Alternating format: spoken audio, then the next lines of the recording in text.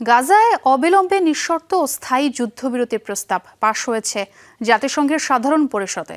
বৃহস্পতিবার সাধারণ পরিষদের এক জরুরি ও বিশেষ অধিবেশনে গৃহীত হয় প্রস্তাবটি। যুদ্ধবিরতির পাশাপাশি কোনো বাধা ছাড়াই মানবিক সহায়তা প্রবেশের দাবিও জানানো হয়েছে।